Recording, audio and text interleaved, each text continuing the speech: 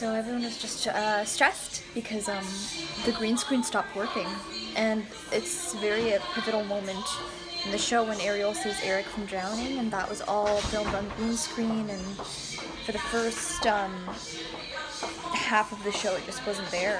So in that moment when it's supposed to happen, everyone was just like at the edge of their seats, being like, oh my god, what are they gonna do? They had a backup plan where they would be lifted by a bunch of people, and they had actually even run through it once, but everyone was like, oh my god! And so the second that it was cued for, our projector turned on, and we just see the glimmer of air, and it flickers for like half a second, but then it's there, so everyone's relieved. Yeah, film like this. I'm sorry if I offend anybody with this point. I'm a starfish.